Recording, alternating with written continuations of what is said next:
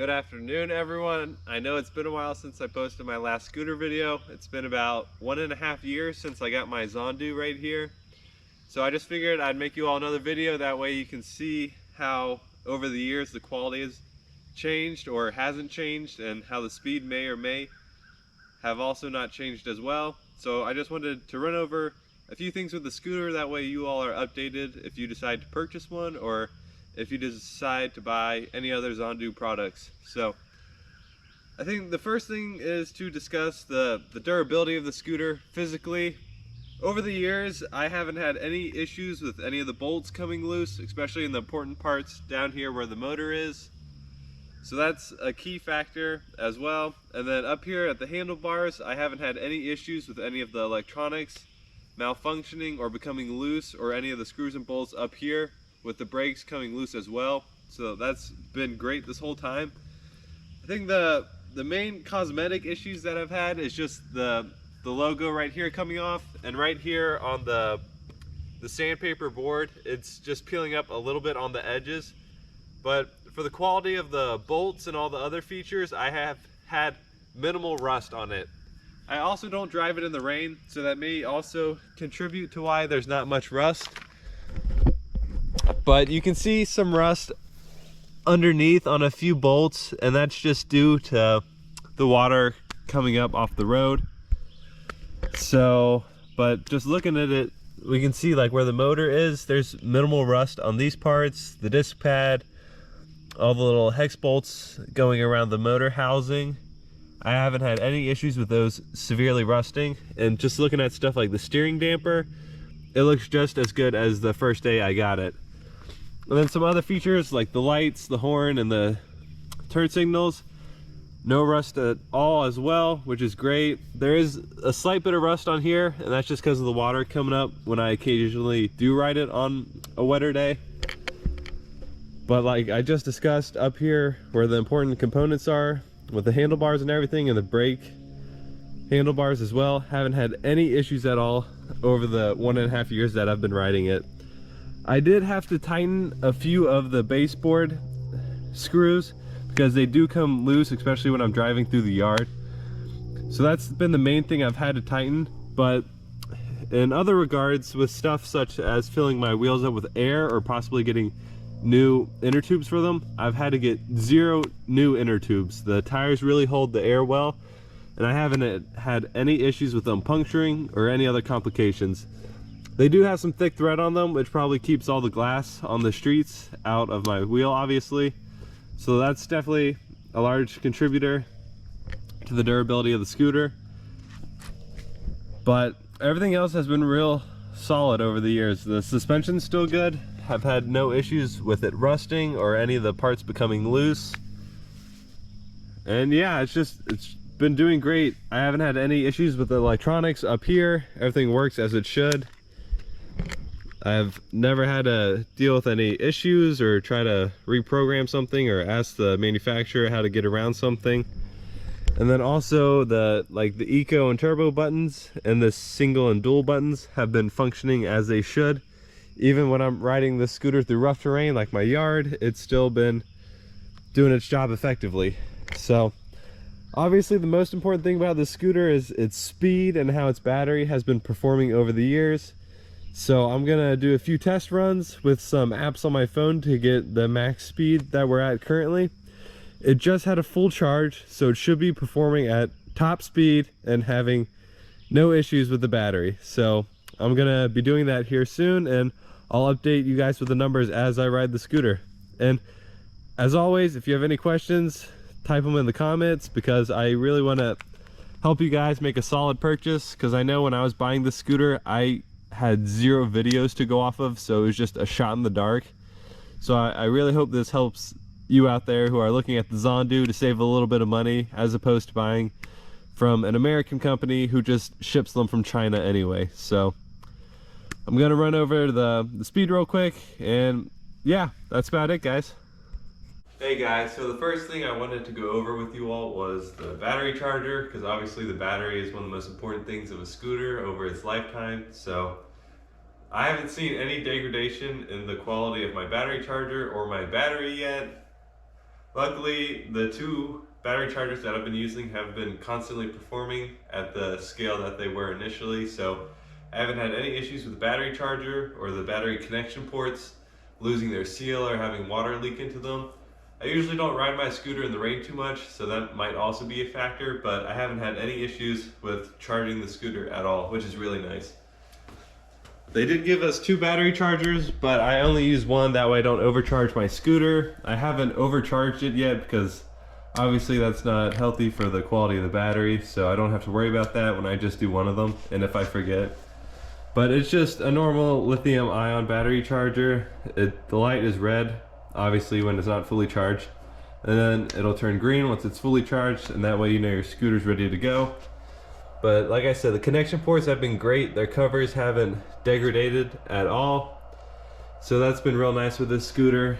And yeah, overall, charging the scooter has not been an issue. It's been about 1.5 years, and it's constantly taken a charge and never had any issues with the connections or the quality of this charger right here. And then just a quick overview of the electronics, that way you all can see that everything still works properly. The front lights still work, both of them function. Haven't had any issues with replacing them or having any LED problems. And so I got mine customized with the turn signals. They don't usually come on the back, but I asked the manufacturer to make them. And they've been working great this whole time. The back ones and the front ones work great. Haven't had any issues with replacing them or having any breakage. They've been doing their job great. And as usual, the horn works wonders. It's a really loud horn, but it's great on the road when someone's not paying attention. I've had to use it a couple times before. And that's the main part of the electronics. It's got the voltage right there, and then the main board right here. The mode button still works great. Haven't had any issues with that. And like I said before, the buttons are working good. So that's the main part of the electronics. And I forgot to show the little colored lights right here. Haven't had any issues with like water getting in or those guys cutting short. And then the brake lights as well are working great, which is good. So when you're on the road, they're nice and bright. So that's about it. With these guys, I did have to glue some of them in just a little bit tighter because that seal around them was a little weak. So I just used some super glue. But that's the real maintenance that I had to do, just weatherproofing the electronics and where they're housed. All right, so I got this speedometer app on my phone that's going to tell us the max speed that we achieve. And it's been pretty reliable. It's got the best reviews on the App Store, so I just figured this will give us a better indication of the specs of the scooter rather than looking at this dial, which we know is incorrect. So pretty much any value on here, you divide it by 2 and you get the miles per hour. That's just something that I've figured out. So that's just a real quick way to do that. So when we get to like 74 kilometers per hour, obviously that's not correct. So you cut in half and then you're at 37, which is accurate because the highest speed that I've gotten on this scooter so far is 37. And like I just said, that's when I go to 74 kilometers an hour. So that's how I do the math to kind of figure it out. But I got this up here for you guys. That way you can see the actual numbers. So yeah, we're just going to take it from 0 all the way to the max speed up my driveway and see what we get up to. And that way you guys have a good idea of how the scooter has been performing. So enough talk. I'm just going to ride, let you guys look at the numbers, and we'll see how it goes.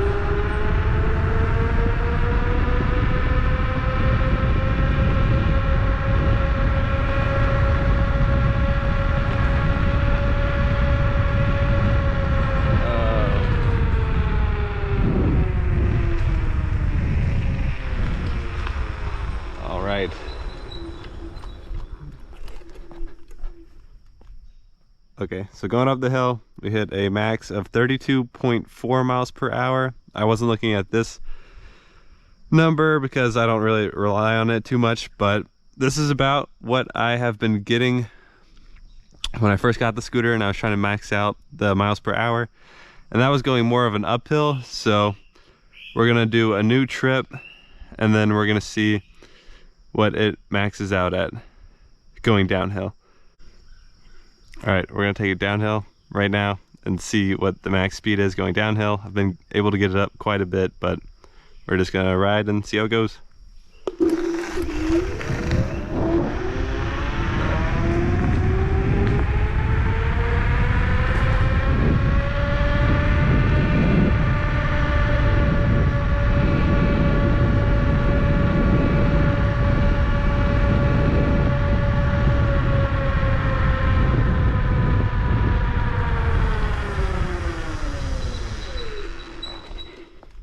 So that was a quick stop. That way we can see how quick it stops. But again, going downhill is about 33 miles an hour. So usually I can get it up a little bit more than that, but going uphill still 33 for a scooter that's 1.5 years old and that I usually ride every weekend has been pretty good. So I'm pretty happy with that speed. I was expecting the battery to degrade a lot more or the speed to be reduced because of the battery, but as we can see, haven't had any issues with that.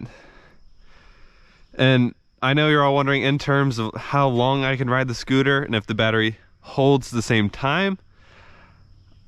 To me, after riding it on the weekends, I haven't seen a large decrease in the total distance the scooter can go because, I mean, if we look right here, right now, we can see the battery is still at full. I've been riding it a little bit this morning, but usually in full speed, dual motors, it'll probably last at least 5 hours of straight riding, and that's at like full performance. So I haven't been worried about the battery because the battery still looks like it's holding up pretty well when I do drive it. So I'm pretty happy with that, and that's about the main overview with the scooter. I was gonna ride it in the grass here a little bit just to show you how it performs a little off terrain and off the road, but as usual, if you guys have any questions about it or are curious about any aspects about it, hopefully I can help and then provide you with better information, because when I first bought this scooter, it said that it was going to go up to 40 miles per hour, and I'm sure that was based off of this 74 kilometers an hour, which obviously we're not getting up to. So obviously when you buy the scooter, it's not going to go up to 40 miles an hour as advertised. It will go up to 33, as we just learned. So consider that when you buy it, because when I bought it, I paid the full price expecting 40 miles an hour, but there are a lot of comparable scooters out there that may be an equal deal that only go 33 miles an hour. So always check with that, and I hope this actual data provides you all with a better purchasing power to figure out what you want. But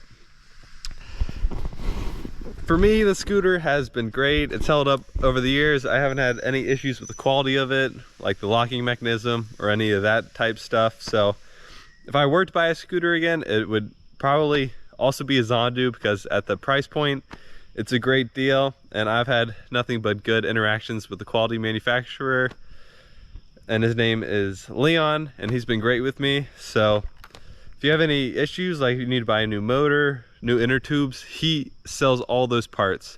So it's not like some of these American companies where they ship the scooter and they don't have access to all those parts. If you buy from here, he's got the new motors you need. If you water damage one, you can get that exact motor and replace it, and that's why I bought straight from the manufacturer. That way I didn't have to go through a middleman and pay the upcharge. So I'd also consider that when you all are looking to buy a scooter, as if they also have all the parts you need to do all of your repairs. Luckily, I haven't had to do any repairs, so I haven't had to deal with that in a big regard, but my manufacturer's got all the parts on their website, which was a big factor why I wanted to buy the scooter. So if an issue does occur, I can have it replaced almost immediately. And that's about it. It's been performing great, and I hope you guys enjoy the video and got some good information out of it. One last thing I wanted to go over was the stopping speed of the scooter. It's got disc brakes and electronic braking, which I really enjoy, and those have held up great over the years. I haven't had to replace my disc brakes yet, probably because I only ride on the weekends, but the electronic braking has been great and still has a lot of stopping power. So for this video, I'm going to be, which side is it? I'm gonna stop right here, full speed on the scooter. I'm gonna come down the driveway full speed, and once I reach this point, I'm gonna put the brakes on as hard as I can. That way you guys can see how quick this scooter stops, because if you're in the city, this is a real important factor, and also a big reason why I bought this scooter, so that I could have that immediate stopping power with both the front, rear, disc brakes, and electronic braking. So I'm gonna take my scooter, floor it down here. Once I get to this point, I'm gonna put the brakes on as hard as I can, and we'll see how far I go. And hopefully this will give you guys a little more insight into another aspect about the scooter. So be right back. And as always, wear a helmet when you're riding the scooter. I didn't wear it for the initial part because I had to strap that GoPro to my head, but I'll be wearing it for this part.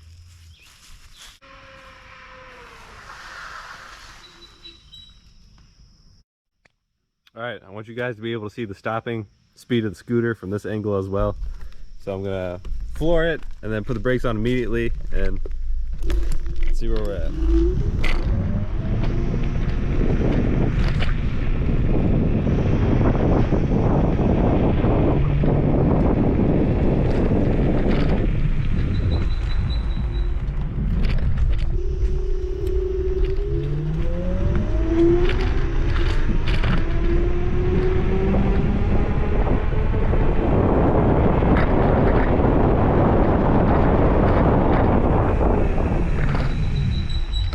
Super quick braking. The front and back work phenomenal. It's probably about maybe 30, probably 40 feet where you go from full speed to zero. Put these brakes on real well. So great stopping speed, and I think that wraps up this video. If you guys want a video on riding through rougher terrain, I can go through my yard and post that as well. But I think this one gave you all a good insight into all the different aspects that I wanted to talk about today. So thanks.